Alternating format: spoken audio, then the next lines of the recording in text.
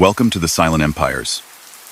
Tonight, step into the world of Albert Gallo, the Brooklyn gangster whose name became tied to power, loyalty, and the bloody wars of the Colombo Crime Family. Known for his fierce reputation and deep family ties, Gallo's story is one of survival in the midst of betrayal, shifting alliances, and underworld battles that shook New York. As you close your eyes, imagine the secret meetings, the whispers of vengeance, and the shadowed empire he once walked through. Before we begin, share your city and the time you're listening in the comments. I always enjoy seeing where these stories reach.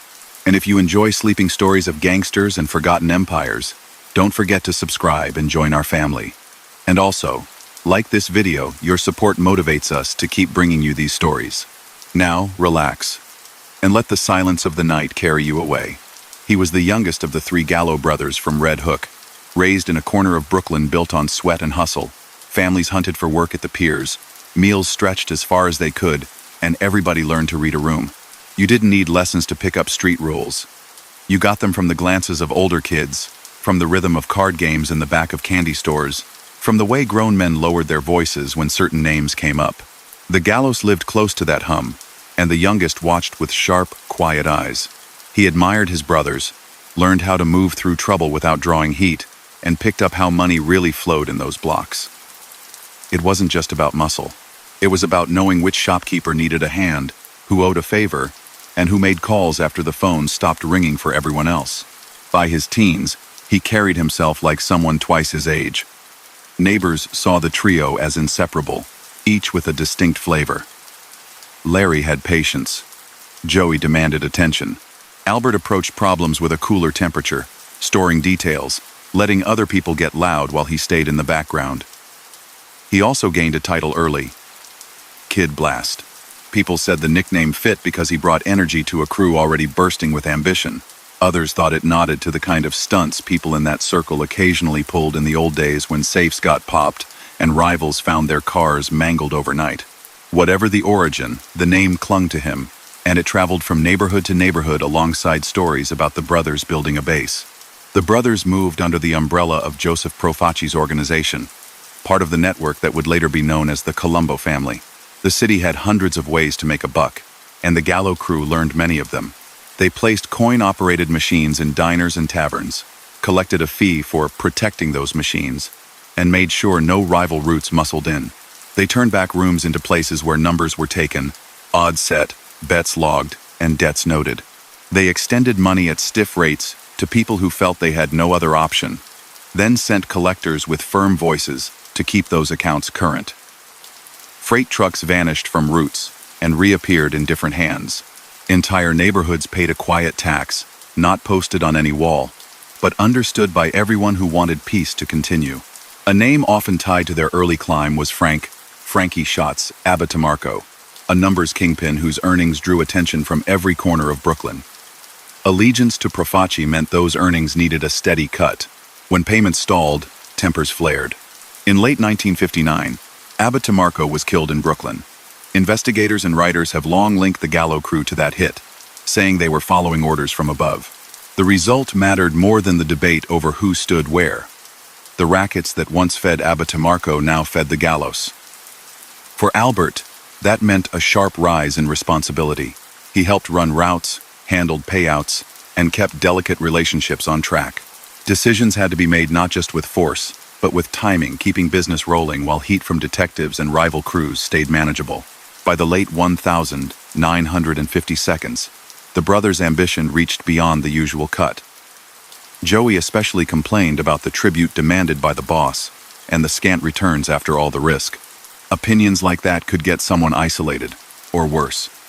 Yet they still pushed.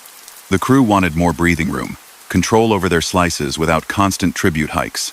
Pressure like that often erupts. In 1961 it did. The Gallo crew revolted against Profaci. They staged abductions of high-ranking figures close to the boss, including, by many accounts, his underboss, Joseph Magliocco, along with other senior men.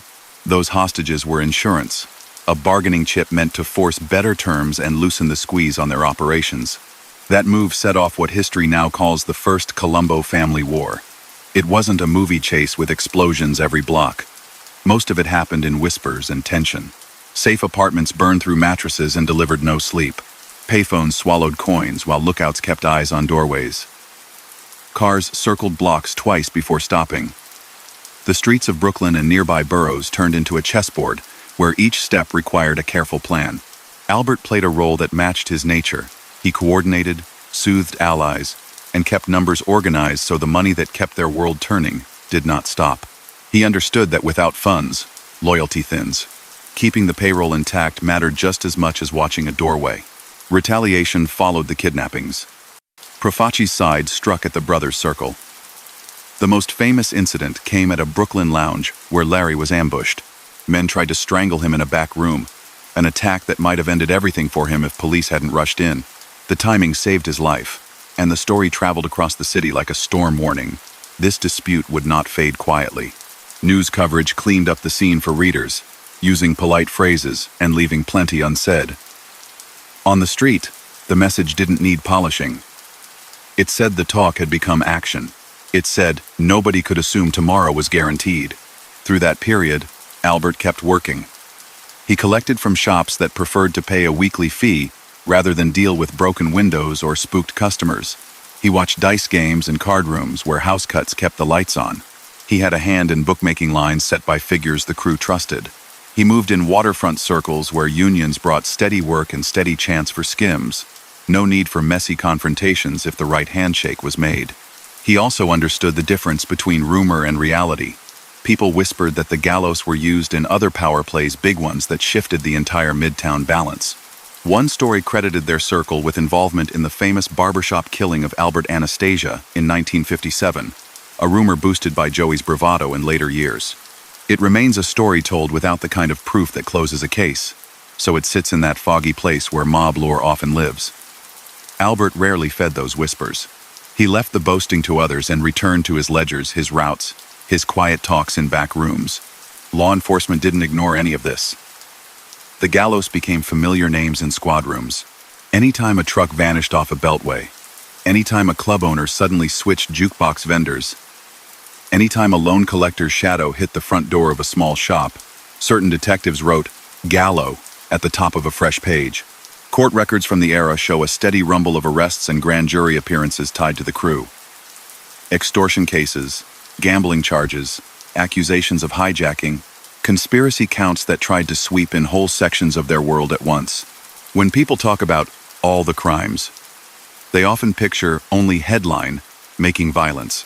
In truth, most of the activity that kept that machine running was routine, extracting payments from businesses they protected, financing betting operations, taking a share of payroll through union clout, and intimidating rivals without leaving a mark that would draw unwanted spotlights.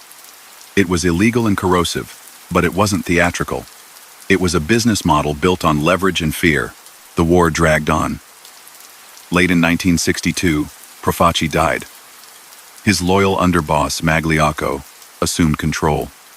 For a time, that seemed to freeze the battlefield. Then larger currents shook the underworld. A separate plot involving other bosses ruptured alliances in 1963, and the commission reshuffled leadership, elevating Joseph Colombo to run the rebranded family. That reorganization didn't erase the old grudges. It did, however, force everyone to rethink tactics. Joey landed in prison on extortion charges from the earlier conflict, a sentence that would keep him off the street for close to a decade. With the loudest brother away, Larry tried to shore up what remained. The crew needed steadier income, fewer street skirmishes, more quiet deals. Albert fit that plan. During those years, his daily schedule leaned practical.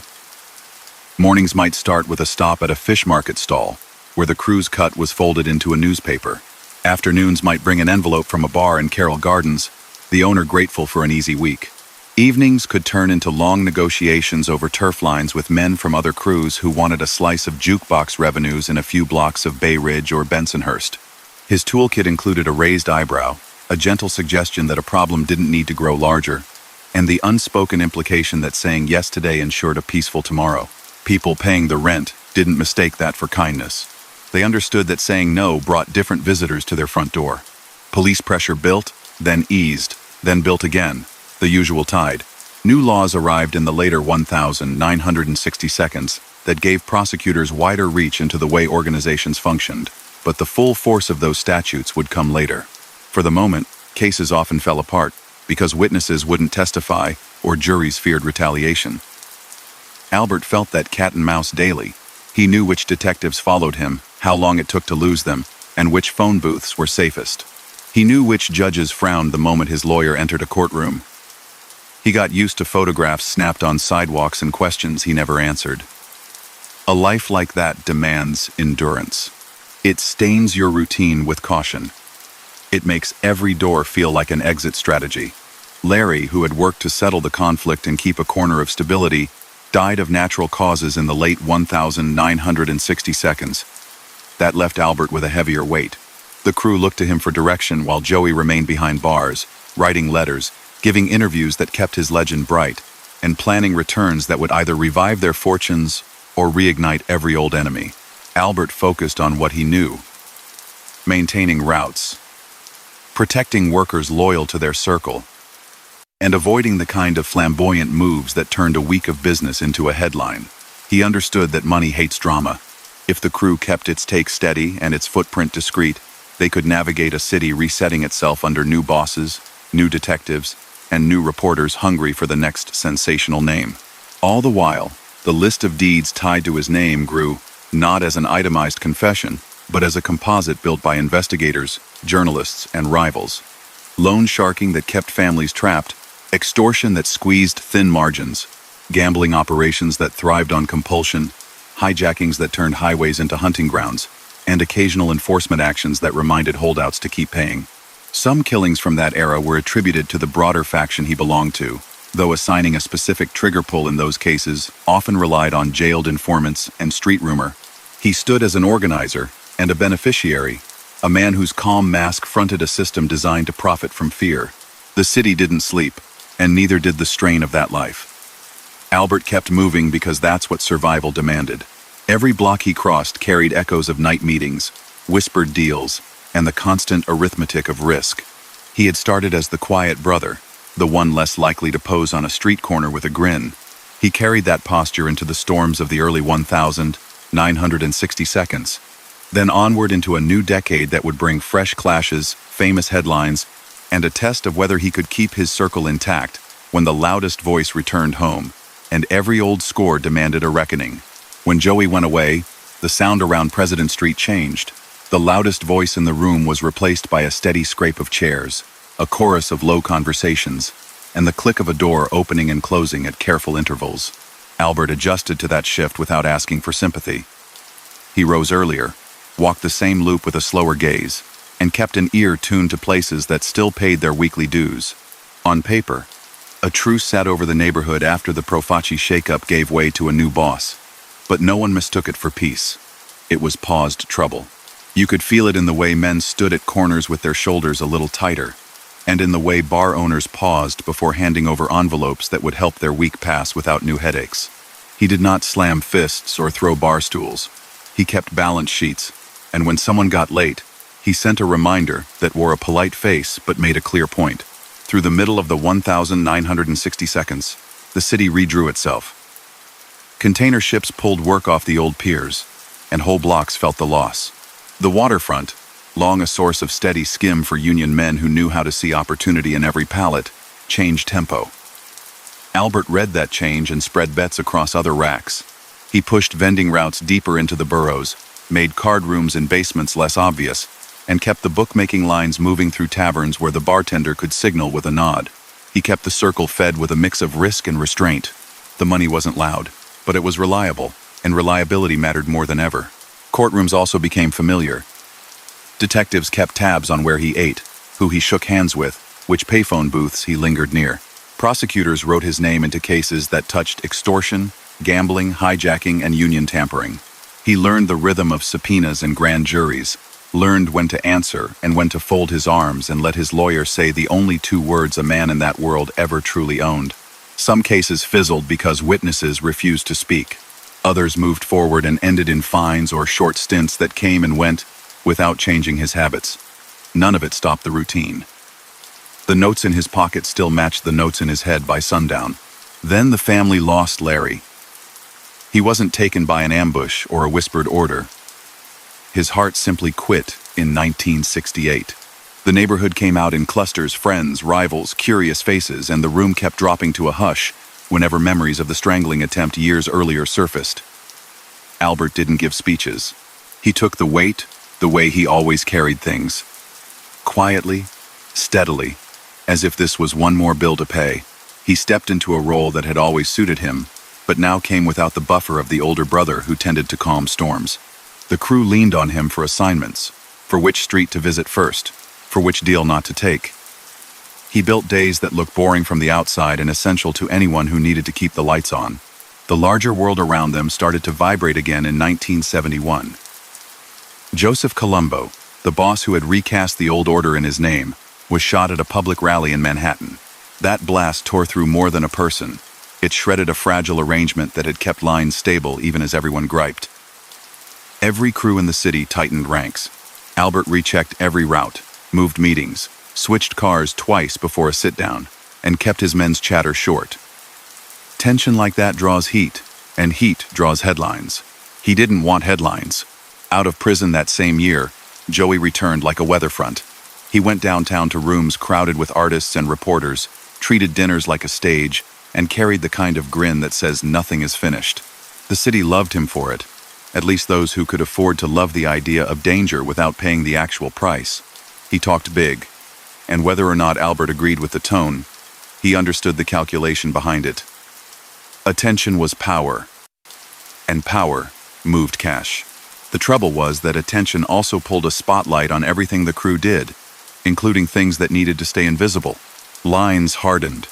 The so-called Second Colombo War arrived, not with one explosive event, but with a churning string of moves and counter-moves, as both sides tested how far they could push. In back rooms, men talked about formal truces. On sidewalks, watchers judged distances and counted faces. Albert pushed the business side forward with extra care. He also tried to lower the temperature inside his own circle, because enthusiasm can turn to recklessness under pressure, and recklessness eats profits. The crew kept collecting from taverns and pool halls, kept loans tight, kept games in motion. He reminded everybody that every sunrise they could walk outside and make their rounds was a kind of victory. Then came the night everyone remembers. In April 1972, after a birthday celebration that brought old friends and curious newcomers to a table in Little Italy, Joey was gunned down on a narrow street outside a seafood spot. Sirens, screaming, running shoes, slapping concrete. The whole city heard the echo. The accounts after the fact conflicted around details and names. Investigators believed the shooters were tied to the Colombo side. A frightened insider came forward with a narrative. Stories competed in papers and books. No single version ended all debate. What did not change was the reality in the old neighborhood. The loudest Gallo was gone. Albert absorbed it with the same clipped posture he used for everything. Shock flashed across his face only once, in private. Then the work began. He shook hands by the casket, measured which faces looked back with honest sympathy, and which looked over shoulders to see who else might be watching. And then he did something practical. He kept the crew moving. There was no space for paralysis. He and a handful of reliable lieutenants, including Frank "Punchy" Iliano, tightened their circle, counted the people who remained loyal, and took a hard look at what fighting would cost next. Anger runs hot after a loss like that, but grief isn't a business plan. He told his people to show up for their roots, to be polite, to watch for tails, to call from different phones, to keep their hands off triggers they didn't need to squeeze. He also picked up the phone for conversations nobody hears but everyone feels. The commission, the table where family leaders tried to keep the underworld from devouring itself, wanted the bleeding to stop. The Colombo side had its own internal issues and didn't need another open front. The Gallos, reduced by death and years of strife, needed a way to keep earning without looking over their shoulders forever. Reports and later testimony placed Albert at the center of an arrangement that would rewrite his address on the underworld map. By the mid-1970s, the remnants of the Gallo crew were permitted to switch banners, aligning with the Genovese family. It was a practical solution that cooled tempers and allowed business to continue without nightly standoffs. That shift did not wave a magic wand over past scores. It did, however, change the math. Under the Genovese umbrella, Albert handled a smaller, tighter world that prized steady income over spectacle. Frank Iliano, tough, sharp, and respected, became a key figure alongside him, and over time he would be recognized as a leader in the new structure. The work itself looked familiar. Bookmaking done through trusted runners, shylocking with a controlled roster of borrowers, protection for bars and clubs that paid to stay calm, occasional hijacks when a cargo looked too tempting, and the risk calculation came out in their favor. The difference was pace. They traded headlines for margin. Law enforcement noticed the rebranding. If a crew that had spent a decade feuding suddenly stopped appearing in nightly incident reports, that drew a different kind of attention. Detectives mapped new connections and revised the way they thought about who answered to whom. Prosecutors folded these diagrams into larger conspiracy cases. The 1970 RICO statute gave them new tools in the decade that followed, and they learned to use it. Albert's name surfaced in indictments that targeted gambling networks and loan operations. Reporters wrote that he'd been arrested with other men from the old President Street line on charges tied to rackets that never went out of style. Some of those cases ended with plea deals for minor counts. Others never made it past preliminary hearings. What did not appear on his record was a long sentence that took him off the board for years. He stayed present. On the street, people noticed subtler signs that the world had changed around him. The jukebox in a Bay Ridge bar no longer changed hands under threat. It changed because the owner liked the way the new company handled repairs. A restaurant that used to see knuckles on the counter now saw a handshake, and a reminder that a small payment kept away hassles nobody wanted to name. Push too hard, and a tenant will move. Push gently, and the rent arrives on time. Albert understood that. He had seen what pressure could do when it boiled over. He preferred to keep the pot warm without letting it spill. None of that meant he'd turned into a community leader. The money still came from the wrong side of the law. It came from people cornered by debts they could never clear. From owners who had to choose between one kind of problem and another. From bettors who chased impossible streaks. It came from taking a percentage of an economy that never filed tax returns. He profited from intimidation even when that intimidation wore a courteous smile. Yet in that world, there is a scale between chaos and order, and he chose order whenever he could. Underneath the myth and the movies, that's what much of his working life looked like. A constant effort to apply pressure without snapping the line. He carried the memory of his brothers through all of it. Larry's patience set the tone when meetings got tense. Joey's bravado sat like a shadow on every block, drawing curious kids and wary old heads alike. Albert did not try to fill either role completely. He carved a third path, one that kept the crew fed and out of the daily news, despite living in a city that loved to write itself into legend. He let other men tell wild stories in bars. He counted change in the back. By the late 1970s, he was a familiar, middle-aged presence in rooms where younger faces handled errands he used to run himself. He gave fewer orders than suggestions that felt like common sense. He knew when to say no to a tempting score that would lead to too many questions. He knew that the best play after a flare-up was to do nothing for a week, then resume quietly. The men around him watched and copied. That's how a style reproduces itself. There is no handbook. There is habit, and habit spreads. Journalists kept chasing the bigger names, and that suited him. He rarely gave a quote, and when he did speak, it was a shrug. He gave no television interviews. He wrote no memoirs. He didn't lean on claims about past events when the city needed something new to talk about. If he walked past Umberto's or any place that drew tour buses hungry for stories, he did it on a slow morning when nobody was looking. His legend, such as it was, came from longevity. In a line that devours its own, he kept showing up. The list of accusations attached to his career remained broadly similar. Loan sharking, extortion, bookmaking, truck hijacking, and the management of clubs and vending routes under a protection arrangement. Some killings from the long feud years were still whispered about in connection with his old crew, but well-sourced proof, tying him personally to a trigger, was thin enough that even prosecutors didn't treat it as a core pillar in a case. The hits that shaped the era, the ones people still debate, sat in that gray zone where testimony is colored by fear, memory, and motive. He knew that zone well, and stayed away from it in public. That caution did as much to keep him free as any lawyer ever did. He finished the decade with the same simple routine with which he had started it: move, listen, calculate, and keep the air calm. He had lived through one boss's death, a rebranding of an entire family, a prison term that removed his brother from the equation for years, the loss of one brother to natural causes, and another to a spray of bullets, and a transfer that placed his outfit under a new umbrella. Through all of it, he did what he always did. He made sure the week's collections covered the week's promises, and that next week's work was still there to be done. In a city that prized survival, he practiced it as an art. The streets where he came of age still mattered to him. He could walk past a narrow stoop and remember a whole network who used to live above the bodega, who once fixed the jukebox with a butter knife, who ran numbers out of the shoe repair shop, who got married, who skipped town when the pressure became too much. Those memories did not make him sentimental. They just kept the map alive in his head. A man in his position needs a live map. It tells him where the quiet is, and where it might get loud if he isn't careful. When the city rolled into the 1,980 seconds, a new kind of pressure arrived. Coordinated federal cases, designed to pull apart the gears of the whole machine at once. For a man who preferred to glide under the radar, this era would test every habit he had built.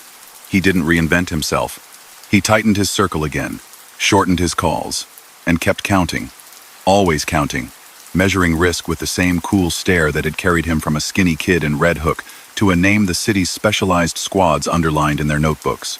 The noise around him rose. He lowered his voice and kept walking. The decade turned, and with it the air around the old routes took on a new chill. Federal squads showed up in clean suits, not trench coats.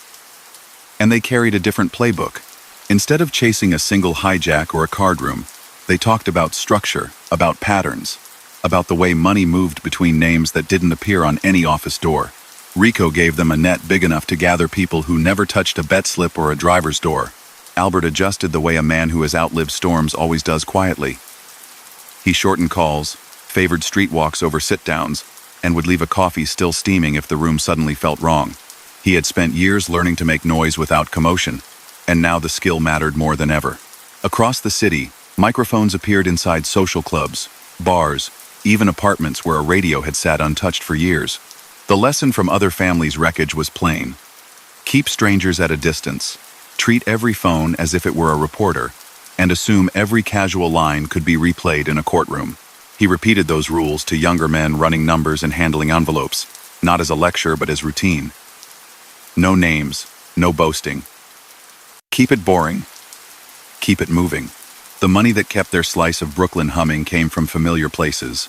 A gambler who couldn't stay away from football Sundays owed by December. A shopkeeper tired of late deliveries paid a service fee that saw problems fade. A driver who knew which loads could disappear without a fuss picked up a second envelope after payday. The waterfront had slowed, but freight still crossed bridges every hour. And if you knew which warehouses cut corners on inventory, you could turn one quiet pickup into cash, with far less risk than a headline-making stunt. These were not romantic plays. They were steady, methodical, and illegal all the same. In that period, investigators attached his name to a handful of cases that read like a roll call of standard rackets: usury, sports betting, protection fees, conspiracy to interfere with commerce. Sometimes it was a city charge filed after a sweep that hit a half a dozen social clubs at dawn. Sometimes it was a state indictment that stacked counts and hoped one would stick.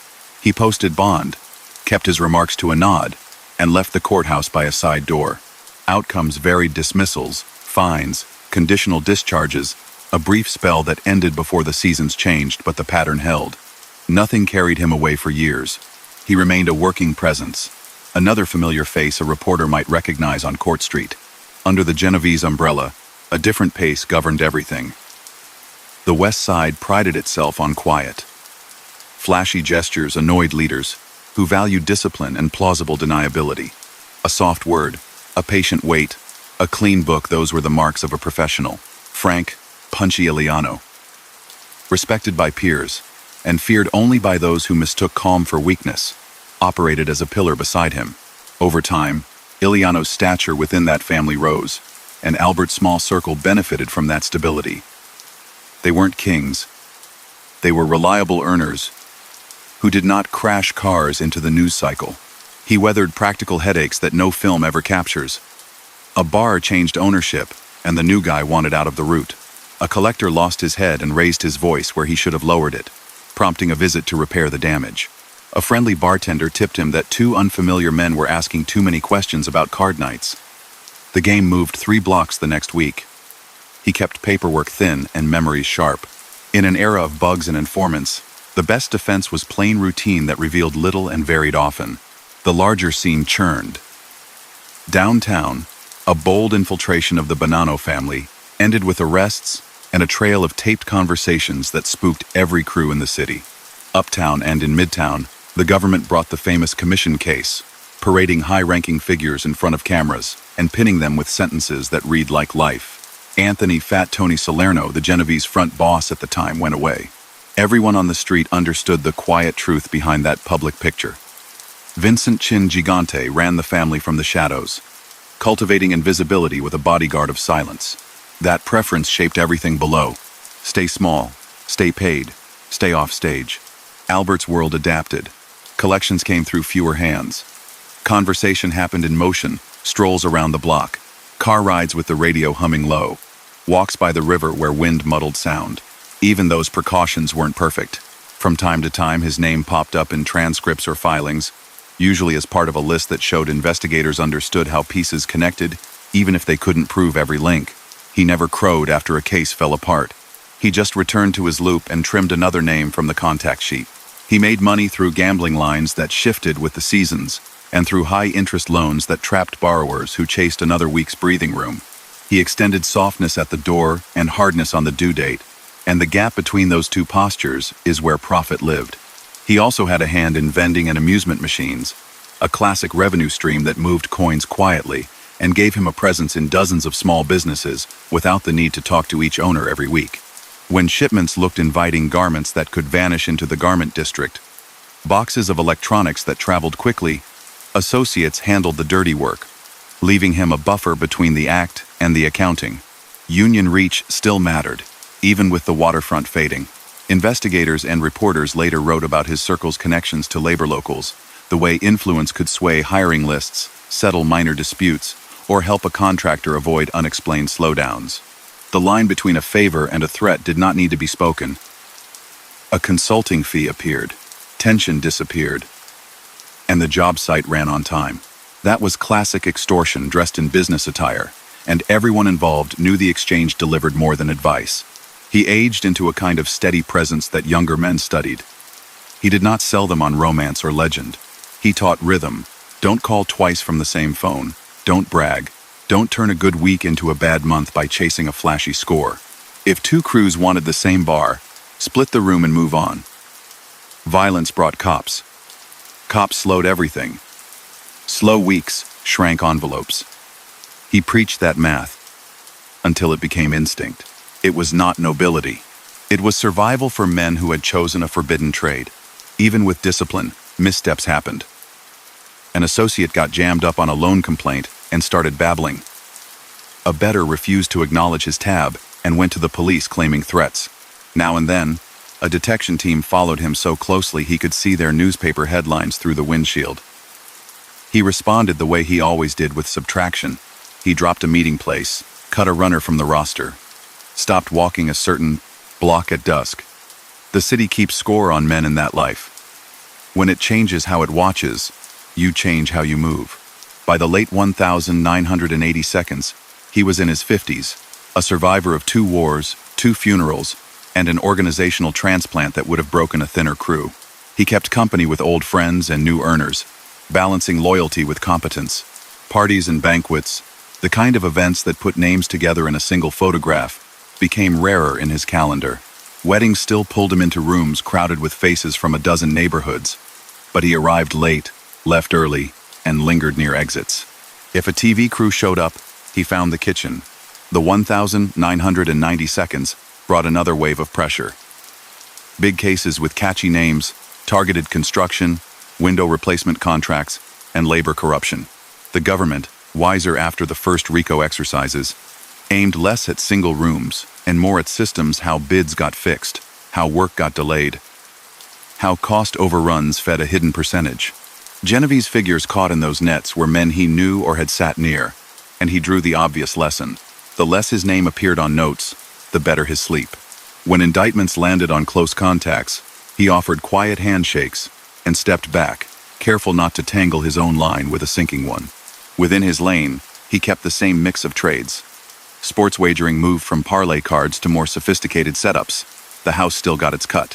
Street loans remained a backbone, and if the interest shocked outsiders, the debtors accepted the arrangement because fear and need have a way of silencing pride. Occasional cargo plays continued when the stars aligned, never when heat felt too strong. The amusement route shifted from jukeboxes to video machines, and back as tastes changed, but the underlying logic remained. If your machines occupied the corner, coins would answer to you. He lived long enough to see the internet arrive and tilt the gambling landscape. Younger men flirted with offshore books and laptop ledgers. Albert didn't pretend to be a wizard with screens. He chose to link his people with those who were, keeping a human filter between his crew and the new tools. That strategy preserved his old habit of staying one step removed from the mechanics. If a modern operation attracted a sweep, he could point to a buffer of intermediaries, just as he had in the days when bets were scribbled on matchbooks. Names around him changed.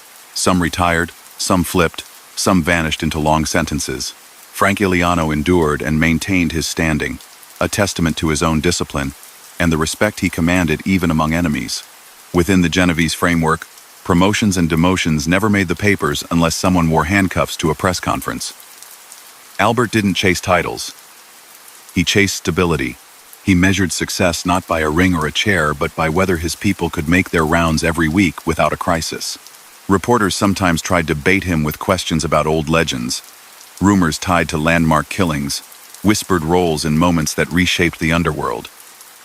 He declined to play historian. He let others debate who stood in which doorway on famous nights. His record, stained as it was by arrests and allegations, showed a man attached to the bread but butter of racketeering more than to the theater of notoriety. Loans, protection, gambling, the occasional freight play, labor leverage that was his portfolio. It damaged lives in quiet ways that didn't make movie scenes, and he did not dress it up as anything else. He entered older age with the same wardrobe of caution. Morning walks stayed early. Lunches happened at tables near exits. Dinners finished before cameras arrived. He had made it through eras that swallowed louder men whole, not because he was lucky alone, but because he treated every week like a puzzle with only two goals. Keep income steady, keep attention low. That focus, more than any single story about bravado, explains why his name threaded through decades while so many disappeared from the roll. The city kept spinning through booms and busts, mayors and scandals. New bridges and empty lots turned into parks. Albert moved through it like a man who knew every crack in the sidewalk. He had chosen a life that demanded constant alertness and paid for that choice with worry that never fully slept. The work he organized was illegal, and the harm it caused rippled through homes and storefronts in ways that rarely made headlines. He never gave a speech about regret. He simply kept going, a quiet figure in a city that remembered his brothers as fireworks and him as the ember that refused to go out. The century flipped, and the streets he knew seemed familiar and new at the same time. Coffee shops had brighter lights, corner payphones vanished, and the hum of whispers moved into cars and short walks instead of smoky back rooms. Federal squads spoke a language that mapped entire networks, not just an isolated bed or a vanished truck. They stacked charts that tried to show who called whom and why that mattered. Albert didn't argue with the times. He slowed his pace, shortened meetings, and carried conversations into the open air where noise from buses and wind over the avenue muddled whatever a stray microphone might try to catch. Work did not disappear. It changed shape. Bookmaking stretched into cable-era schedules, basketball every night, baseball all summer, football on weekends that felt like holidays to people who lived for point spreads.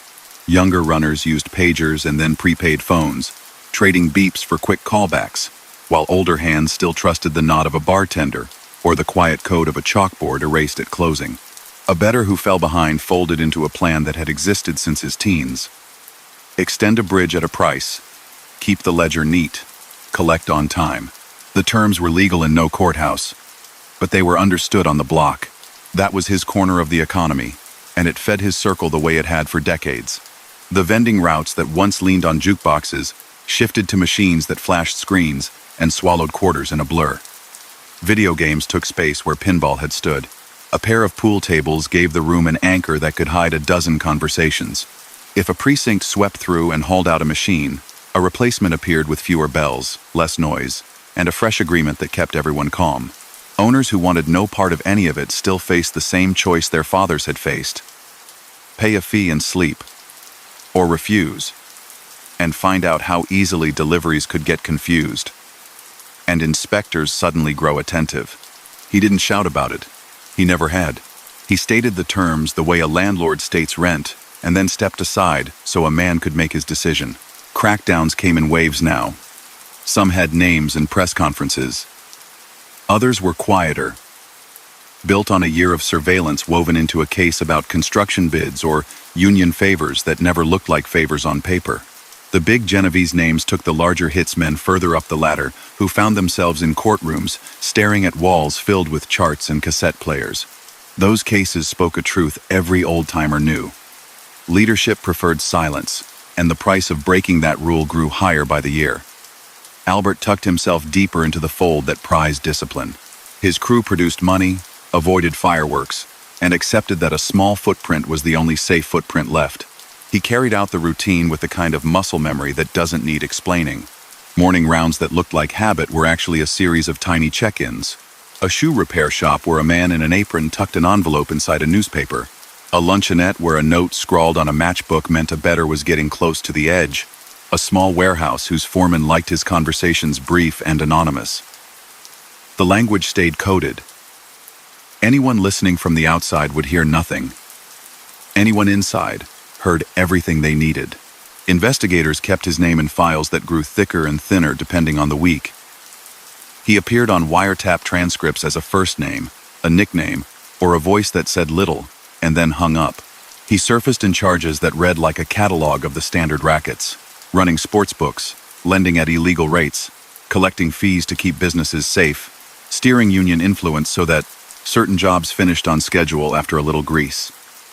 Some matters ended with dismissals, others with modest penalties a lawyer could negotiate down. The thing that never changed was his presence on the street. He walked out of court the same way he walked in, and returned to his loop.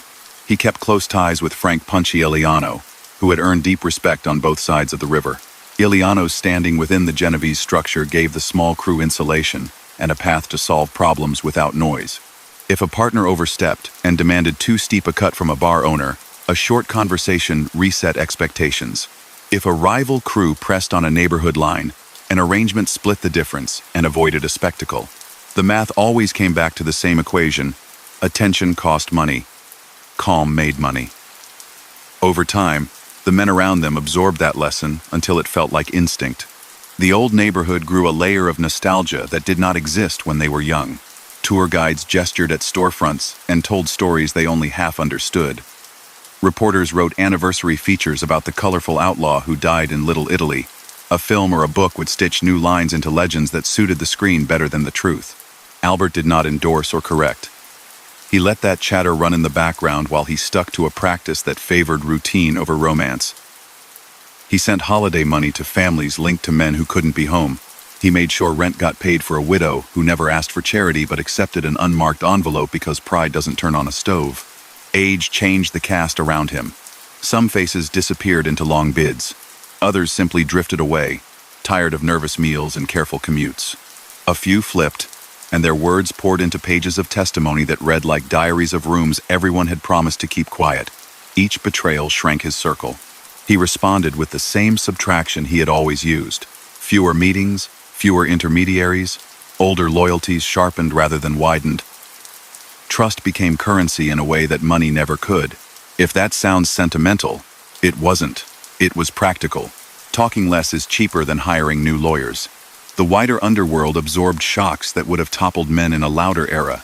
Vincent Chin Gigante's grip on the Genovese family loosened as hospitals and courtrooms replaced sidewalks. New acting leaders managed the family with the same obsession for quiet that defined the old boss.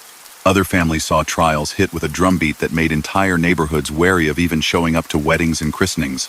In that climate, a man like Albert, steady, unflashy, careful, found it easier to blend into a crowd of early bird diners and hardware store owners chatting about weather and taxes.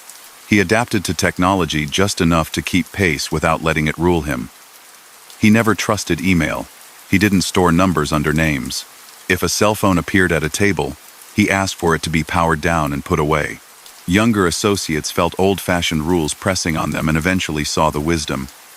An encrypted app could not do more for a man than a walk around the block and a glance over both shoulders. He preferred the walk. It kept his heartbeat low. The bread and butter remained the same. Borrowers paid for breathing room. Bettors fed the line all year. Small businesses bought calm in a city that can be anything but. Truck cargo still tempted. Though the margins thinned as tracking improved, and locks got smarter. When a shipment looked vulnerable and a buyer was ready, an associate made the move, and a few days later, material appeared elsewhere as if by magic. If the risk measurement hit red, he waved his hand, and the plan disappeared. He had seen too many good weeks crushed by a bad impulse. Union connections retained their value in corners of the construction world where delays cost fortunes. A problem that might have dragged on could be resolved with a conversation nobody recorded and a friendly suggestion that a certain firm was better suited for a particular contract. The result felt like a favor, but the invoice felt like pressure. That is what extortion often looks like when men dress it up as business. The city knew it. He knew it. The money moved anyway. He kept a certain dignity in public. He didn't get drunk in front of cameras. He didn't give interviews to writers looking for color. He didn't tell cautionary tales to frightened kids. He walked with a calm that made him hard to read, even for people who had known him since he was a teenager on President Street. If he smiled, it tended to be quick, more a thank you to a server than a performance for anyone watching. He made a habit of leaving a room before conversation grew loose. Old men call that wisdom. Younger men call it paranoia. Both terms fit. From time to time, a newspaper would link him to a cluster of arrests that rolled up sports books in several boroughs. A few times, he stood at a defense table while a prosecutor recited charges that sounded like echoes from his earliest days. Conspiracy, gambling promotion, usury, enterprise corruption under state law tailored to catch people who avoided federal nets. Outcomes rarely echoed the volume of the announcement. He moved through them like a man who had been there before, which he had. When a case ended, he returned to the same neighborhood circuits and the same habit of changing the time and place of every meeting by a half step, just enough to keep pattern hunters frustrated. Funerals became the places where the past assembled itself for an hour. He would stand with other old-timers at the back of a parlor and pay respects without speeches. Frank Iliano's passing in 2014 drew a cross-section of faces who understood that a certain era was closing. You could feel it in the restrained handshakes and the glances that measured who still walked the old routes. Albert kept his composure. He had said goodbye to brothers, friends, enemies, even to whole neighborhoods, as gentrification replaced corner stores with sleek cafes. Loss did not surprise him. He had been practicing for it since he was young. He made room for quieter days. A favorite bakery replaced an old club as his morning stop. He read the paper at a table near the window, people watching with the same curiosity he'd had as a boy. He might speak with a man about a nephew who needed a job or a bill that felt too steep. Those conversations sometimes ended with real help, and sometimes with the reminder that certain doors were better left closed. He didn't preach reform. He offered reality, and reality in his world was that a shortcut always charged a fee. If you asked him about Joey, he did not give you the movie. He would say his brother had a style that pulled attention and a heart that scared no one who needed to be scared. If you asked about Larry, he might say his older brother had steadiness other men borrowed in tense rooms. When people looked at him and tried to fit him into either mold, he shrugged. He had chosen his lane early and never left it. The lane where accounting beat applause, where Monday morning mattered as much as Saturday night. He also understood that the damage done by his trade did not always erupt. Often it seeped. A bettor's home life eroded a little each week. A shop owner handed over a cut and postponed repairs. A borrower's interest swallowed rent money. Those outcomes weren't scenery to him. They were the price of the business he ran. He did not pretend otherwise. In private, he used small mercies where they wouldn't cost him control an extension here, a reduced payment there because keeping a client alive keeps an income alive. That was compassion and calculation at once. Years stacked up. The city reinvented itself again with glass towers and neighborhoods that looked like a different country from the one he grew up in. He remained, an older man crossing streets he had memorized by the sound of traffic. Younger lawmen sometimes tailed him without knowing the history they were inheriting. They saw a senior citizen who liked early lunches and quiet barbershops. The file in their office told a fuller story. He gave them nothing to add to it. As age settled in, he trimmed even more from his days. Fewer late nights, fewer long drives. A tighter list of names, mostly men who had proven over decades that their word meant what it claimed.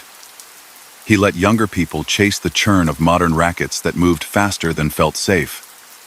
He stuck to what he could control, to the trades he had mastered. That kind of narrow focus never gets a man a headline.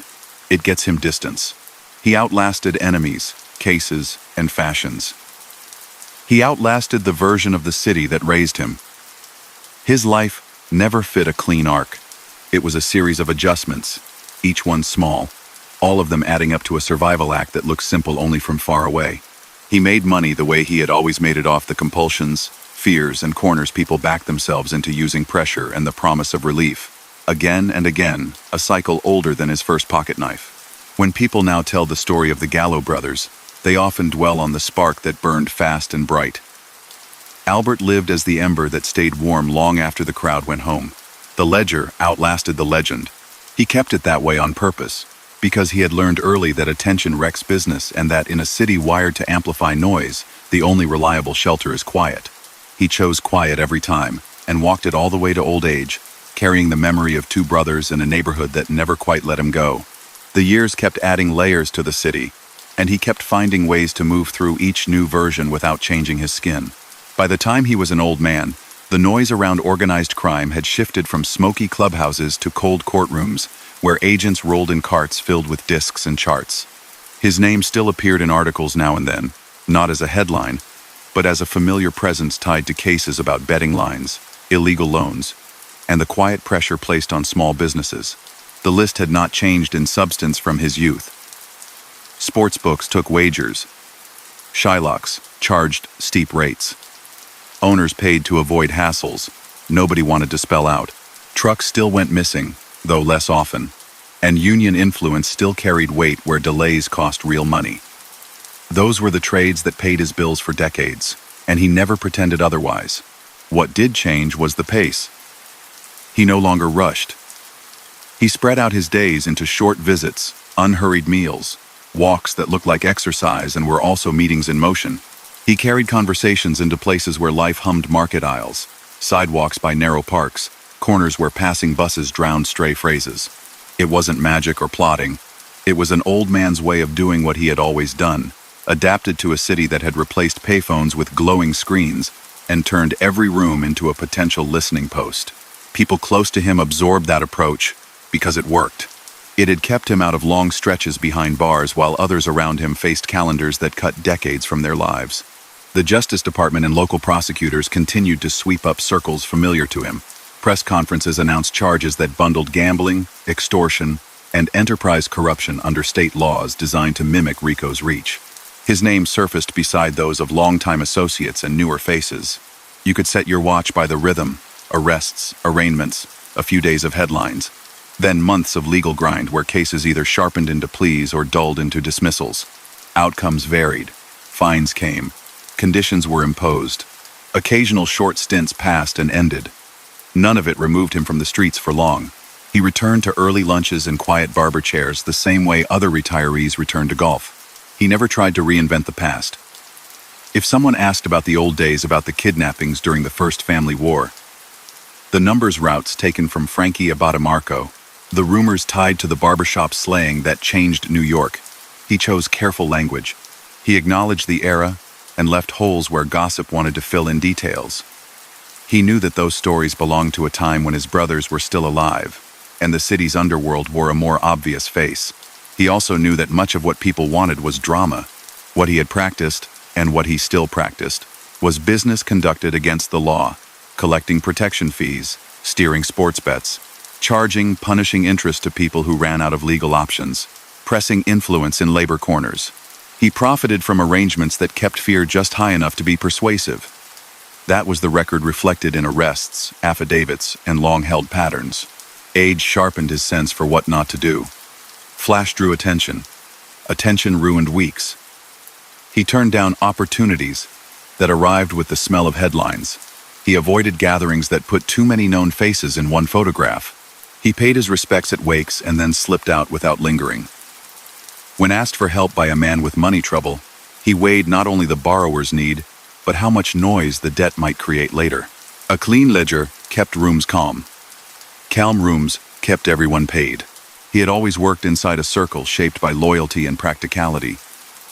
As time thinned the ranks, that circle tightened. Many of the men he started with were gone. Joey taken on a crooked street. Larry buried after his heart failed. Friends lost to courts, illness, and the slow drift of age. Frank Punchy Iliano's passing marked an end to a chapter that had stretched back to President Street. Iliano had been more than a partner. He was a proof of concept for their way of doing things under the Genovese umbrella. Make money, keep the volume down. Work out disputes through talks rather than shows. After that funeral, Albert stood even more plainly as the last link in a chain that had once pulled headlines every week and now lived mostly in books, documentaries, and the memories of people who'd been there. The crimes tied to his name stayed consistent enough to write down without fog. Law enforcement records and press coverage placed him in the center of sports betting operations that accepted wagers all year. Loan businesses that charged rates no court would enforce. Schemes that took a cut from bars, restaurants, and small shops to ensure quiet. Occasional thefts of goods in transit when the risk seemed acceptable. And influence inside labor that could make delays vanish. Those dealings harmed people, sometimes slowly, sometimes quickly. A bettor's debt ate into rent. A small business owner trimmed staff to keep up with an envelope. A contractor paid above board and below board just to keep a job site running. He was not an observer of that world. He was a participant and a manager within it. He spoke rarely about his own brushes, with the law beyond repeating what was already public. He had been arrested many times over the decades. He had been named in indictments that described networks of betting parlors and betting phones, lists of borrowers and collections that came due on schedules he set. He had appeared before grand juries, invoked rights every lawyer advises, and faced judges who knew his background well enough to look over their glasses with weary familiarity. Some prosecutors viewed him as a symbol evidence that certain crews never fully shut down, just changed methods. He responded by shrinking his footprint further and letting younger men carry more weight in day-to-day work. The neighborhoods where he started changed faces. The blocks that once feared his brother's names became destinations for weekend crowd shots and brunch lines. Old clubs turned into bright bakeries. Longshoremen gave way to tech workers tapping on laptops near outlets. Yet the currents underneath commerce never went away. Owners still wanted peace. Rent still pressed down like a thumb. The space between those two facts remained a place where a man like him could earn. He adjusted his pitch without changing its meaning. You can call it a service contract or protection. The terms and the pressure felt the same. He kept his calendar clean of grand gestures. Birthdays passed quietly. Holidays meant family, not banquets. He saw grandkids run toward park swings and thought about how different their city looked from the one that raised him. He did not romanticize his youth. He survived it. He knew how easily a single decision could tilt a month, a year, a life. That knowledge made him cautious in ways that people outside his world sometimes misread as fear. Caution had carried him across a half-century of storms. It wasn't fear, it was temperature control. Journalists still called. Once in a while he accepted a brief conversation that yielded very little beyond a polite quote about a friend who had passed on. He would not rehash the committee-level drama that shifted the Gallo crew from one family to another. He would not confirm or deny tales that sounded better in a screenplay than in a sworn statement. He was not a memoirist. He was an aging participant in a real, illegal economy who had learned that words are more expensive than silence. He carried the legacy of the Gallo name with a calm that contrasted with its reputation. The city remembered Joey's swagger and Larry's steadiness. It tended to forget the brother who made their follow on years possible by keeping their circle organized after both were gone. That may have suited him. Fame didn't pay his kind of bills. Lists in worn notebooks did. Even in later years, cases occasionally tried to touch him. A sweep would grab betting operators who fed a line stretching across boroughs. A set of charges would claim that a lending network traced back to older names, including his. Often those cases cited associates, wires that captured others talking, and patterns that suggested guidance from above. He fought them with counsel and patience. Outcomes varied, but the through line remained. Despite the drumbeat, he never disappeared behind a long sentence. His risk management, boring to outsiders, essential to insiders, kept him available to the life he knew and, perhaps more importantly, kept him present for family dinners where grandkids asked ordinary questions about nets in handball courts and how to win at stickball. His home life stayed intentionally plain. Neighbors saw an old-timer with good manners, pressed shirts, and a habit of tipping well for small kindnesses. Inside that modest profile, the old network still flickered phone numbers that reached men who owed him their starts, women who kept books in the back rooms of bars, drivers who once knew which exit to take when a load went missing. That network was thinner than it had been, but it was intact, and it responded to a voice that had guided it for decades. Control, at his age, meant influence rather than orders. He preferred it that way. There were moments when the past reached out and tapped his shoulder. An anniversary of a famous killing would stir up stories on television. A book would land with a splash and put his family name back on a spine. A young actor would play a version of someone he'd known, all too clean and too loud. He did not waste energy on corrections. He knew that history and history's entertainment are cousins, not twins. The life he lived was less glamorous and more relentless about envelopes, schedules, and keeping the water level at a line that left a margin for error without inviting a flood. A lifetime around risk hardened him against nostalgia, but it did not make him cruel for sport. He had always understood that a borrower who feels cornered might bolt. A bettor who thinks the line is rigged might cause a scene. A bar owner who resents a cut might talk out of school. Part of his job was to release pressure before it turned into trouble. A short extension here, a gentler tone there. Those moves were as calculated as any threat. Mercy kept money moving. That sounds contradictory. It wasn't. It was business. He also knew the other side. Enforcement existed to remind people that agreements mattered. He used scare rather than harm whenever he could, because scare traveled farther without drawing badges. On the rare occasions when someone needed a sterner message, others handled it, and they knew the rules.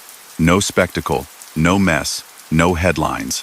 Even describing that boundary walks close to a line, so he left it unspoken around outsiders. What mattered to him was the bottom line. Don't create a scene that empties pockets for months. Time granted him an odd kind of notoriety. Younger cops recognized the name from academy lectures. Younger writers wanted a quote for a podcast. Younger men on the street regarded him with a mix of curiosity and caution, as if a man who survived so long must know a secret they wanted to borrow. He had no secret to share beyond the habit of moving steadily, not greedily, and choosing the next day over the next hour. That habit is simple to describe and difficult to practice, especially for men who grew up wanting the room to applaud. He watched out for people who had watched out for his brothers in lean years. That kind of long memory is rare in a city that erases addresses every decade. He paid medical bills no one else would see.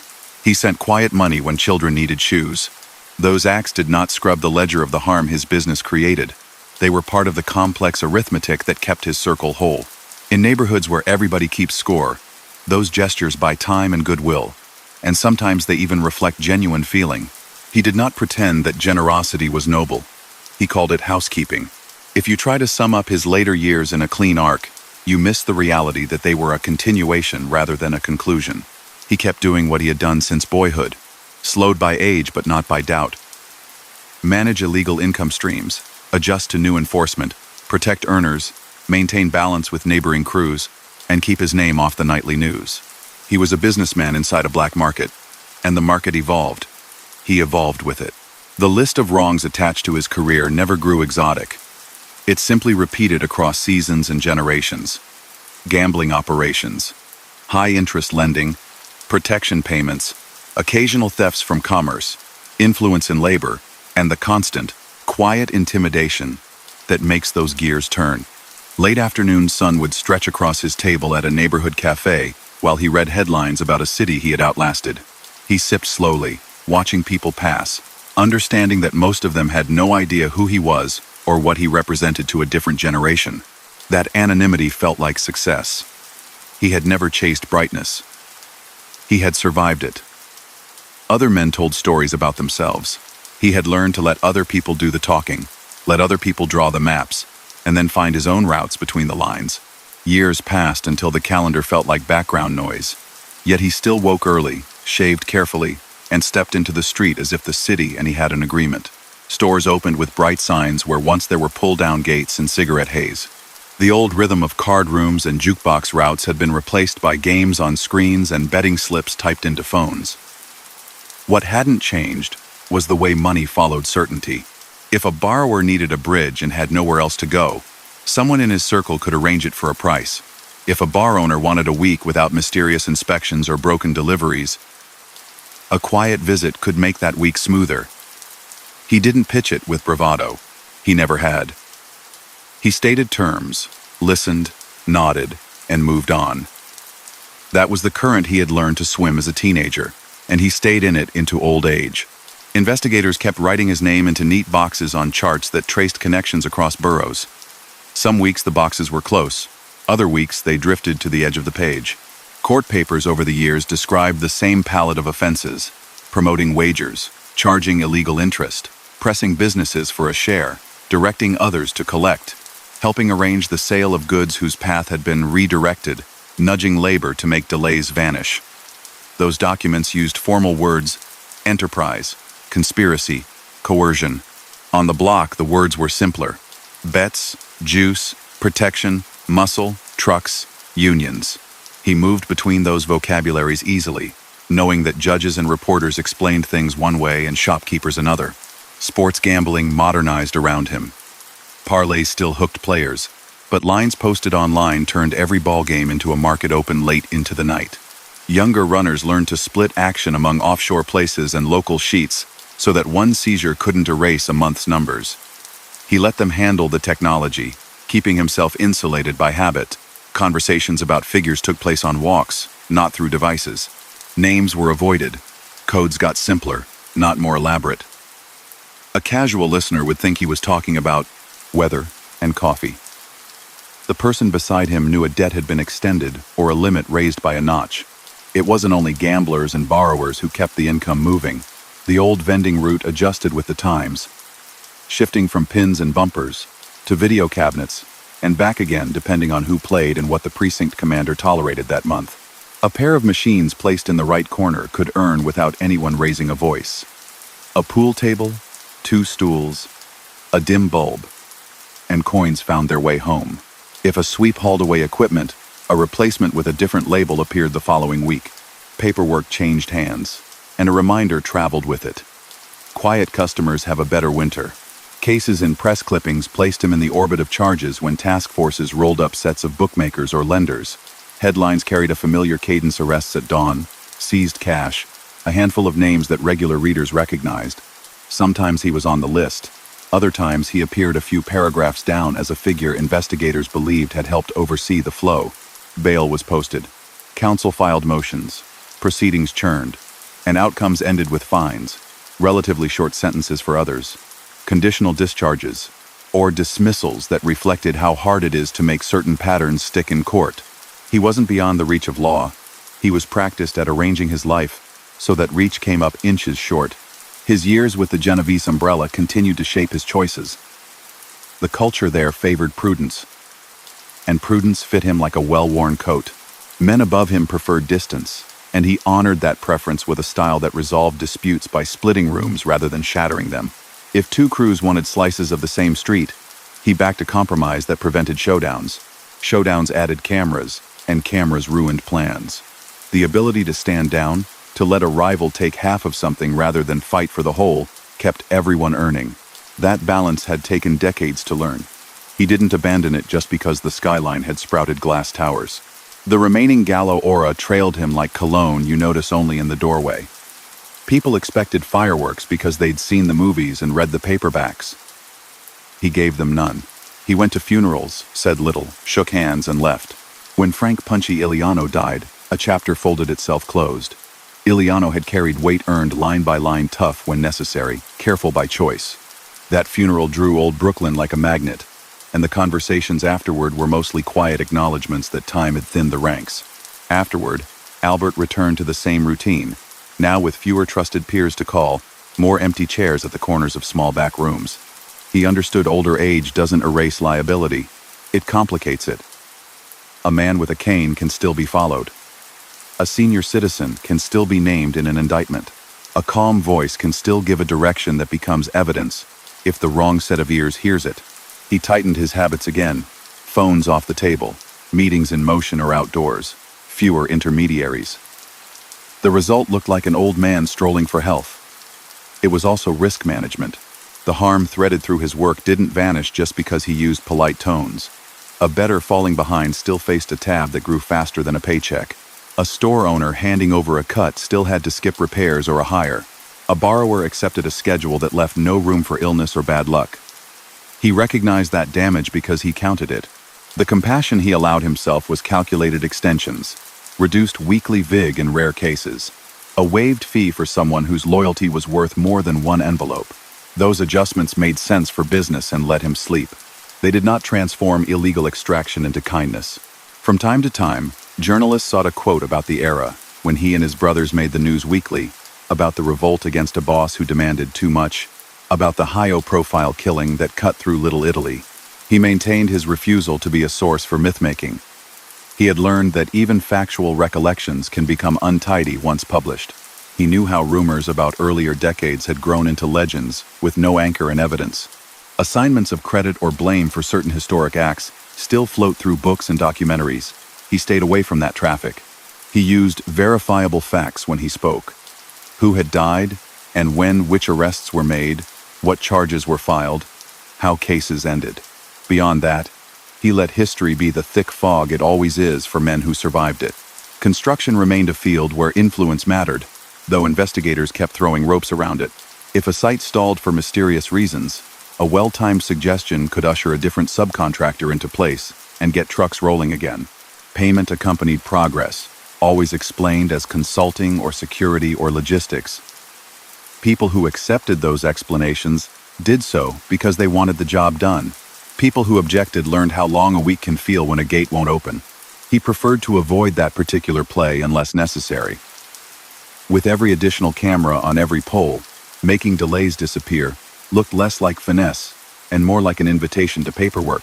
Still, the skill remained valuable, and he used it sparingly. Cargo work, once a staple, had to be chosen with care.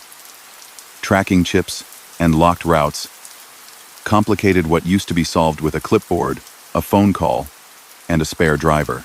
When an opportunity matched the safety standards, he demanded soft locks, a buyer ready, a route thin with patrols. He allowed others to take it. If any piece looked wrong, he waved it off. One truck isn't worth months of attention. Younger men sometimes bristled at the caution. He reminded them that he had attended too many visiting days to believe bravado pays dividends. Family life helped mask the business. He was the courteous elder at Sunday tables, the man who tipped a little extra for good service, the neighbor who remembered names. None of that erased what he did. It simply made him harder to peg as a villain to someone who only saw the surface. He didn't enact a cover story. He lived in the city the way many old New Yorkers do: routine, small kindnesses, and a private world that didn't cross the sidewalk. That approach served him long before his hair grayed. Law enforcement changed faces but not goals. Younger prosecutors who had read about his generation came with fresh energy and sharp tools. Some brought cases that bundled him with names 2 steps removed, using theories about direction and benefit to tie him into webs they believed they could prove. He fought those with the same patience that had gotten him through earlier pushes. If a plea made sense for an associate, counsel advised it. If the state's proof wobbled, they waited for it to fall. He had no appetite for last stands. He had an appetite for the next week.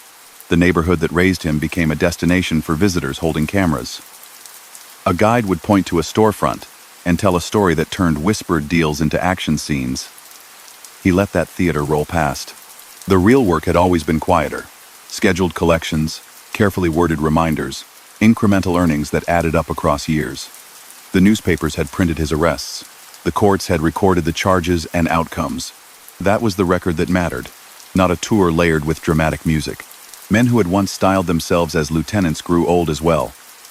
Some faded into retirement, moving to warmer places or to apartments near grandchildren. A few spoke more freely in their last years, leaving behind interviews that historians folded into narratives. Even then, the accounts diverged. Memory bends, motive colors facts. He listened when those stories reached him and declined to correct them. Silence had kept him intact. He wasn't going to trade it for the fleeting satisfaction of the last word. In private, he still carried the map of President Street in his head, who had lived above the bakery, who had rented the back room of the candy store for card nights, where a phone had been most reliable. That mental map guided him even when the actual doors had new paint, and the tenants were software engineers and designers lining up for espresso. He took that as proof of how tightly habits wire into the brain. The city changed. The way he navigated it did not, at least not in essence. As for titles, they never meant much to him. Other men counted rank as a kind of currency. He counted steady income and low drama. Under the Genovese flag, he served as a respected earner and an organizer whose value lay in producing without explosions. People above him appreciated predictability. People below appreciated clear rules. Don't talk out of turn. Don't draw attention. Don't let anger decide. That code wasn't noble. It was efficient, and it produced fewer widows. There were scares that reminded him the margin for error never widens. A car that seemed to follow too many blocks. A familiar face appearing at a table he hadn't expected. A detective peering over his glasses during a hearing with more interest than usual.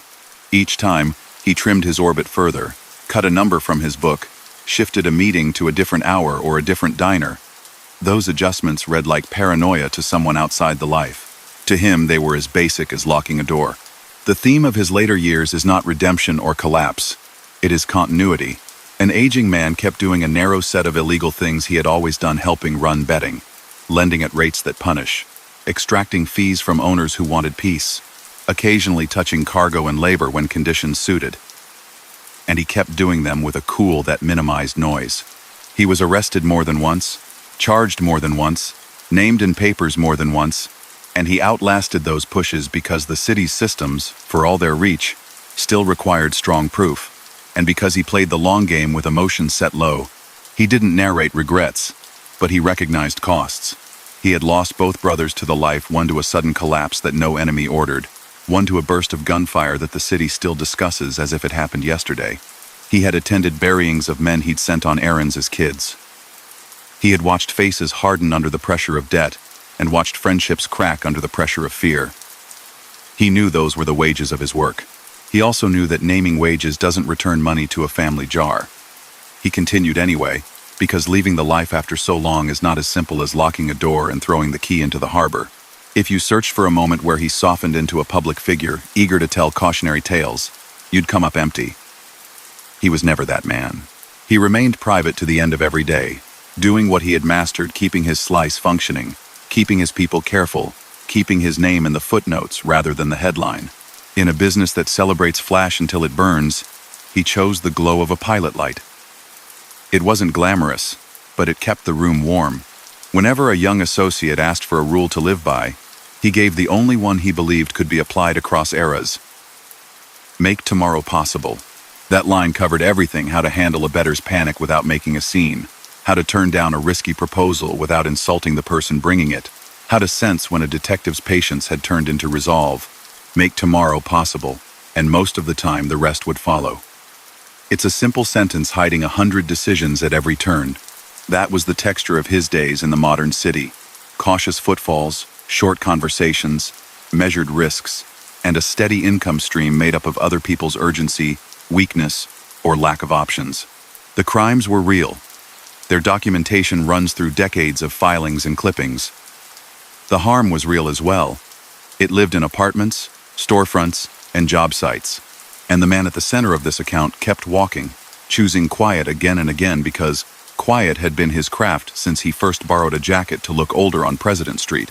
He moved through the 2000s like someone who had learned to step lightly on familiar ground. Coffee shops had big windows and clean counters, where old diners once kept a haze in the air. The men who followed him now were younger, college-y trained, dressed in neat suits that telegraphed a different era of policing. They brought analytics and software to a job that used to lean on informants and instinct. He adjusted in small ways that added up. Shorter meetings, more walking talks, fewer names spoken aloud. It was the same craft he had practiced for decades, trimmed for a city where every corner had a lens. The work itself never vanished. It just shifted platforms. Betting stretched into year-round activity with lines posted everywhere a person looked. Younger runners split action between internet accounts and local books so that a seizure here didn't erase numbers there. He kept himself insulated, keeping distance from screens and leaving the busy work to men who grew up with them. That left him in his element, setting limits, deciding who deserved an extension, deciding when to say no.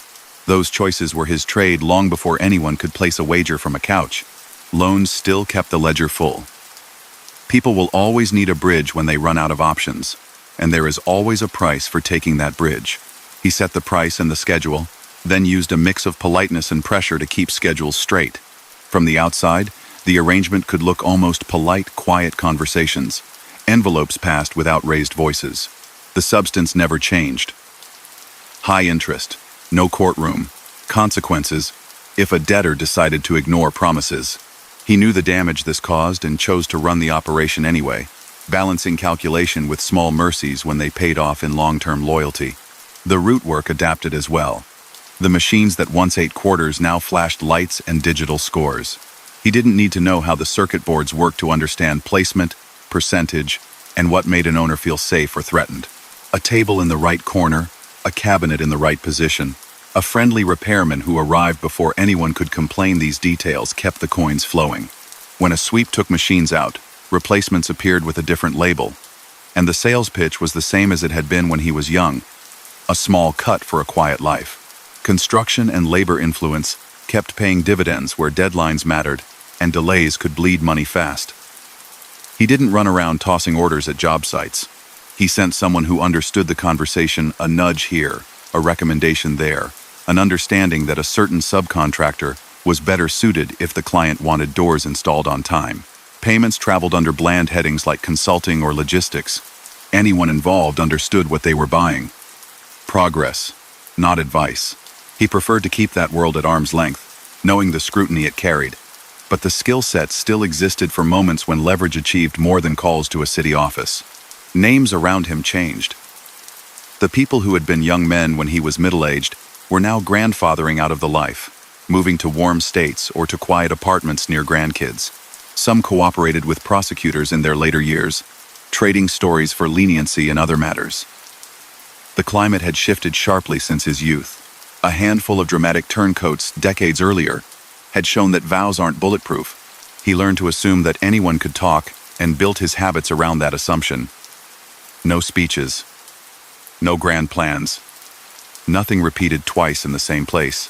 Press accounts in those years read like updates to a story that refused to end. Roundups named betting operators, cash seizures, and state charges that bundled extortion, usury, and gambling under enterprise corruption laws designed to mirror federal racketeering. His name appeared in some of those stories, sometimes as a defendant, sometimes as a figure believed to be part of the machinery. He posted bond, kept remarks to a minimum, and let lawyers do the talking. Outcomes mirrored earlier decades: fines, suspended terms, dismissals, and occasional short stints for people around him. He returned to his routines each time, proof that his strategy of distance and restraint still had value, even as prosecutors sharpened their tools. The Genovese umbrella continued to define his lane. The preference at the top for a low profile did not change with the passing of bosses or the promotion of acting leaders. That culture suited him and perhaps even preserved him. He produced steady income, solved disputes by division rather than conflict, and kept his crew from melting into the rumor mill. On the few occasions when a turf line needed adjustment, he asked for half a block rather than a grand gesture. Everyone kept collecting. Everyone kept off camera. That was victory in a city that fed on spectacle. He felt the distance between memory and myth widen as documentaries and podcasts turned the past into content. Tour groups stared at storefronts and whispered about ambushes as if scenes from a screenplay had unspooled on those sidewalks. He didn't correct them. His reality had always been envelopes, schedules, coded phrases, and avoiding mistakes that multiplied. The infamous moments drew attention because they were loud. The rest of the life survived because it stayed quiet. He had built a career in that quiet, and the city never stopped providing the raw material compulsion, need, fear, and the desire for ease. Funerals marked time more than birthdays by then. The passing of old colleagues gathered a familiar crowd in suits and dark ties. He stood near the back, nodded to faces that hadn't changed much, except for gray hair and slower steps, and left before photographs became a game. Those rooms reminded him of how small the circle had become, and how many men had paid high prices for the same trades that kept his books. In that sense, he didn't pretend his path was wise in any moral sense. It was simply the path he'd chosen and learned to walk without tripping. A normal day in those years would look ordinary to an outside eye. He rose early, read the paper, ate something simple, and took a walk. That walk often included a check-in at a bar that paid a steady fee, a chat with a shop owner about a delivery that had arrived on time, a word with a runner about a bettor who might need a limit lowered before panic turned into problems. The talk rarely mentioned names, amounts, or dates. It threaded through subjects in a way that let everyone present understand the point, while giving a stranger nothing to repeat. This wasn't mystique. It was habit formed under decades of microphones and subpoenas. The harm in those routines remained real. A better spiral didn't make noise. It made the lights dim in a home. A small business's payments meant an employee's hours got trimmed. A contractor's quiet fee made a renovation cost more for a tenant down the line. He never preached about responsibility or regret. He understood that running the operation meant owning those outcomes, even if he measured them mostly in risks and balances rather than in tears. Now and then he allowed a week off for someone who had shown years of reliability. Those reprieves weren't charity, they were maintenance. Keeping people afloat keeps money flowing. Technology complicated everything and solved nothing. Anyone could be recorded at any time. And text strings lived forever. He kept devices out of rooms when he could. He preferred the old ways: strolls, benches, car rides with the radio up just enough to blur a sentence. Younger men sometimes rolled their eyes at the caution, and then stopped rolling them after one of their friends got jammed up because a phone gave prosecutors everything they needed. He had learned lessons the hard way in earlier decades. He saw no reason to relearn them. He avoided the self-mythologizing that captured some figures from his generation. No memoirs, no long interviews. If a reporter pressed him, he offered something bland. He didn't correct public misconceptions about whether the brothers had been involved in notorious killings that remained debated in books. He let history remain contested where evidence was thin, and whispered claims ran in circles. He stuck to what could be documented: arrests, charges, business patterns tied to his name by prosecutors and reporters over the years, sports gambling, high-interest lending, protection schemes, occasional cargo diversions, and influence on labor's tempo. That was the record. He neither polished it nor dressed it up. As he moved deeper into old age, he trimmed even more from his calendar. Fewer late nights, fewer long drives, more reliance on trusted men who had developed the right instincts. He remained a figure of continuity rather than command. A man whose word carried weight because people remembered how long he had survived by keeping temperature low. Titles meant little to him. Capability and discretion meant everything. He had watched ambitious men chase rank and end up with attention they couldn't survive. He was content to be the person you consulted when you needed to keep things running without friction. There were still scares. A vehicle shadowing him too neatly. A stranger at a bakery who knew his name. A subpoena addressed to a relative. Each time he treated the moment like a reminder rather than a crisis. He cut 2 meetings from his week, changed the times of the others, trimmed his contact sheet by another name, and continued. These were the adjustments he had made since he was a teenager. They had kept him alive and largely free. He valued that more than a legend. The last years brought more family time into the picture. He had always separated his private rooms from business. But age closed the gap in a way that felt natural. He watched children and grandchildren chase pigeons in parks that used to be hangouts for men who looked over their shoulders. He shook hands with neighbors who judged him by his manners, rather than by old clippings. None of this rewrote who he was or what he had done. It simply rounded the edges of a life built on habits that harmed strangers and helped the circle that relied on him. From time to time, his name still popped up in filings tied to bookmaking or lending. The pattern didn't change enough to surprise him. Investigators believed he still had a seat in rooms that made money in those ways. He maintained his defense through distance and discipline. Cases came and went. He stayed on his route. That consistency felt like a kind of victory to him, not because it proved right or wrong, but because it meant he had kept control over the only thing he valued in a practical sense. The next day, when asked, rarely and quietly, whether he'd ever considered leaving the life completely, he would deflect without pretending.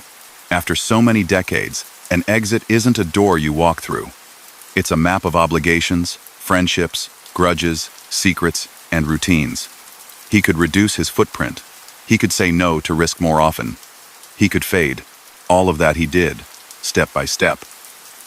But to pretend he could wake up one day and be a different man in a different line of work would be dishonest.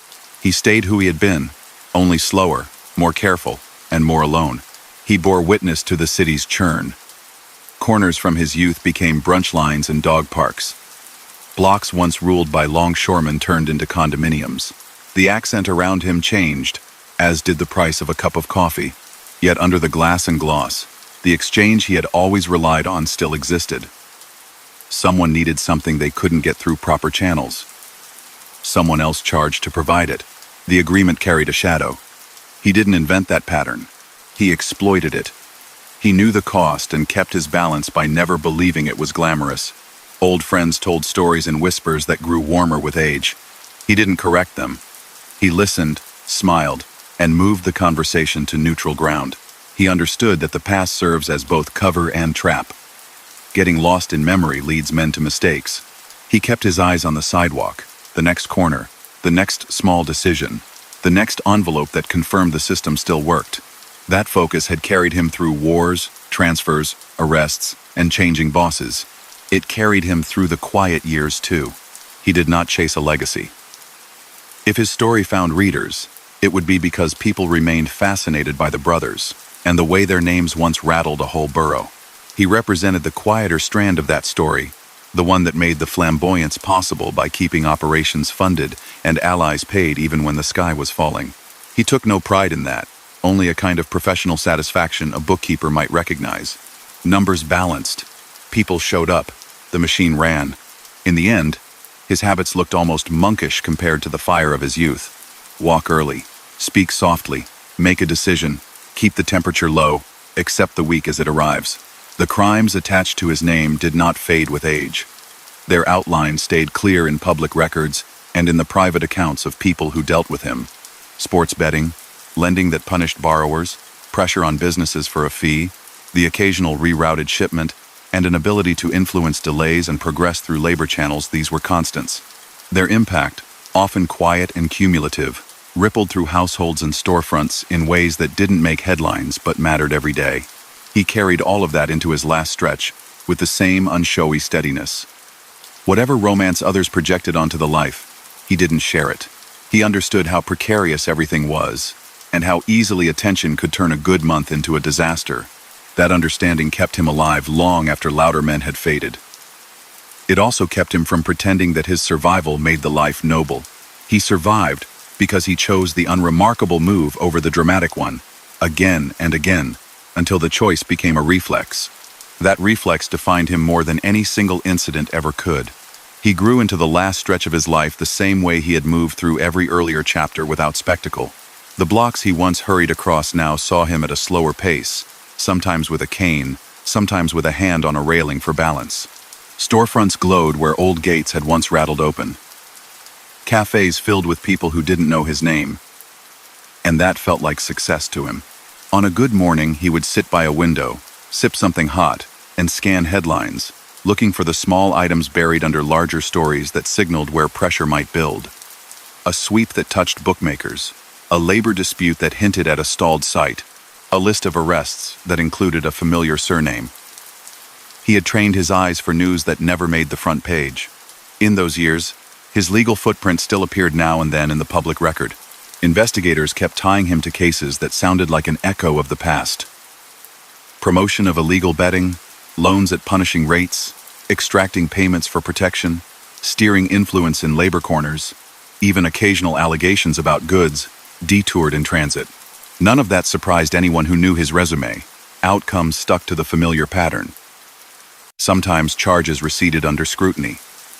Sometimes they resolved with fines or conditional terms.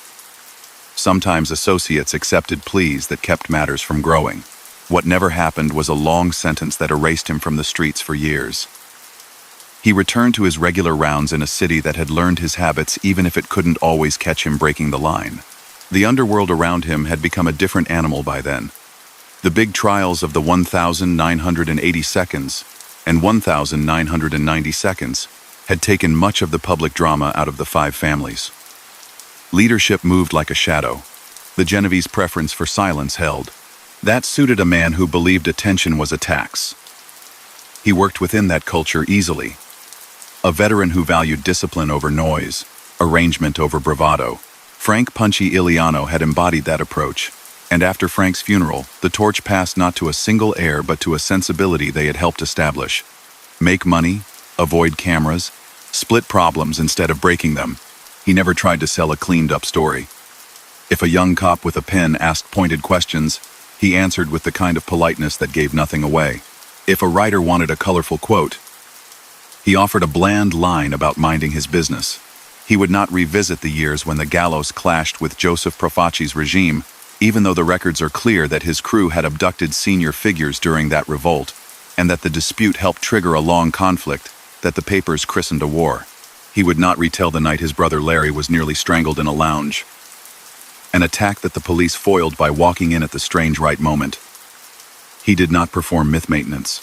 He simply allowed the public record to be the public record and kept quiet about everything that lived in the spaces between official lines. The murders that shaped the era remained a sensitive topic.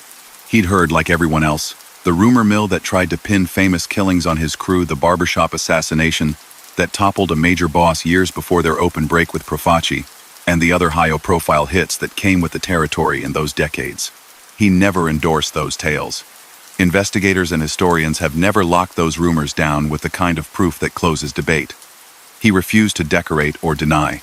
He knew better than to add another sentence to stories built on bravado and half-memories. What lay on firmer ground were the deeds that appeared again and again under his name.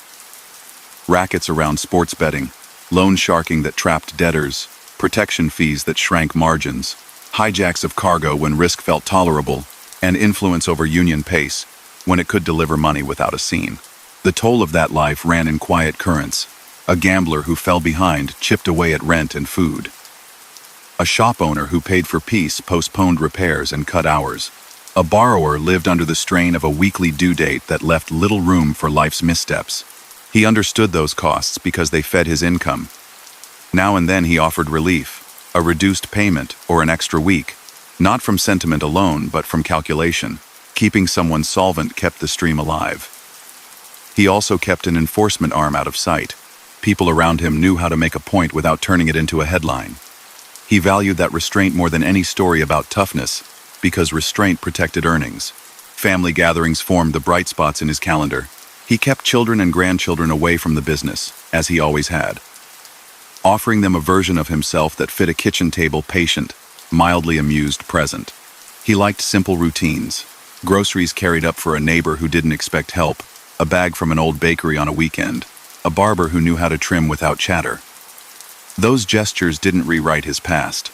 They coexisted with it, proof that a man can be courteous and still run a line of work that injures people in ways that don't show up on a police blotter. He avoided sermonizing about any of it. He had chosen his lane and stayed in it, for better or worse. You could still find his name in occasional briefings into the 2010 seconds, especially when state prosecutors used enterprise corruption statutes to mirror federal racketeering in cases against betting networks. Sometimes he appeared as a defendant, sometimes as a suspected figure in the background. He responded the way he always had. Counsel retained, statements minimal. Time allowed to do its slow work. He did not put on a show. He aimed for the outcome that mattered most to him, walking back to the same streets with the breathing room to keep doing as he had done, only more carefully. His memory stayed sharp in selective ways. He could picture the old President Street storefronts, even after their awnings changed. He remembered whose apartment window had once offered a perfect view of a corner meeting and which payphone never jammed. He also remembered the funerals, friends laid out, rivals in suits, families quiet with grief and dread. Those rooms were lessons. They taught him the price of being loud. They taught him the price of trusting the wrong person. They taught him how thin the line can be between a man who keeps walking and a man who does not. He honored those lessons by trimming his life until it almost looked ordinary from the curb. When people tried to put numbers on his career, they often reached for arrest counts rather than sentences, because the latter were few and short. That statistic says as much about the kind of work he ran as it does about the legal system. Gambling and loans are easier to hide than acts of open violence. They are managed through habits that resist microphones, cash, short phrases, rotating venues, and a preference for motion over stillness. He excelled at that kind of management. Detectives knew it. Journalists knew it. He knew it most of all.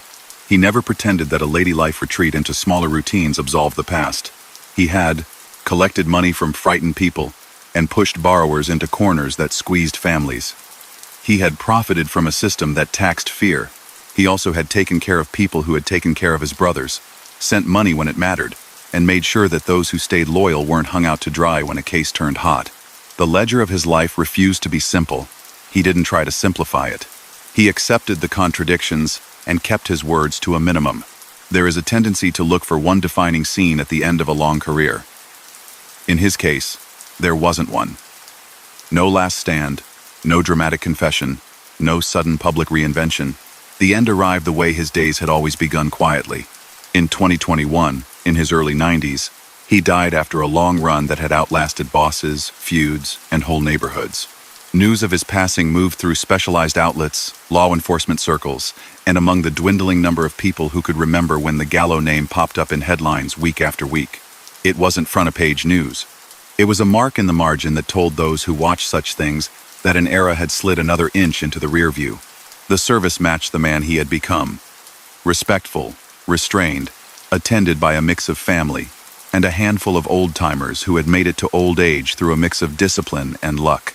There were stories told in low voices about President Street card nights, about Joey's flamboyance, about Larry's steady presence, about the long pivot under the Genovese umbrella that kept the last piece of the crew alive. The people in those rooms understood the damage those stories represented too. They didn't pretend otherwise. They simply acknowledged a complicated life lived with unusual persistence. After he was gone, assessments tried to sort legacy from legend. On one side sits the record of wrongdoing that followed him across decades. Racketeering involving sports betting, illegal interest rates that trapped people, pressure on businesses for a cut of peace, links to stolen goods carefully separated from the immediate act, and influence in labor that pushed schedules forward for a fee. Those aren't rumors. They appear in charges, affidavits, and investigative reporting scattered across more than half a century. On the other side sits the mythology, the whispered credits and blames for famous killings, the bragging from others that tried to rope his crew into moments no one can prove to a legal standard. He refused to act as curator for that museum, and the lack of definitive proof in some episodes leaves that portion of the story permanently unsettled. If there is a through line worth holding on to, it is the way he turned moderation into a survival tool. He learned early that explosions burn fast, that headlines do not pay rent, and that the real currency in his world is the quiet continuity of envelopes and schedules. He applied that lesson day after day until it became his nature. That is why his name surfaces across so many years, while louder men's names are attached to short bursts, followed by long absences. The very traits that make a person boring to a storyteller can make a person durable in the life he chose. The human context matters too. He was the youngest in a trio that shaped a corner of Brooklyn history. Larry tried to keep order. Joey drew eyes. Albert kept the machinery running before and after both were gone. When the revolt against Profaci hardened into war, he helped maintain lines of income that kept their allies paid. When the storm calmed and leaders reshuffled, he adjusted. When Joey returned and reignited old tensions, he did what he always did, reined in anger, watched expenses, and prepared for outcomes. When the transfer to the Genovese side offered a path out of constant conflict, he took it and flourished under a doctrine that treated attention as the enemy. He became, in his last decades, a living thread that tied modern New York to a period most people only knew from books and films. He could sit at a counter in a bright cafe and remember a jukebox 3 addresses down that had once been part of a route, the candy store that had served as a cover for a numbers bank, the longshoreman whose handshake had secured a favor. He carried those maps silently. You would not know it by looking at him. That anonymity was earned. For people tempted to frame his story as a lesson, the lesson is not that crime pays. The lesson is that some men cultivate a temperament designed to reduce risk in a dangerous territory, and then ride that temperament for as long as it will carry them. He did damage along the way to households stretched thin by gambling debts, to small businesses paying under the table to keep trouble away, to rivals who faced pressure when lines got crossed. He also helped hold together a network of people who depended on him. Those truths coexist and resist neat moral sorting. The city will keep telling the louder parts of the Gallo saga, as it always has.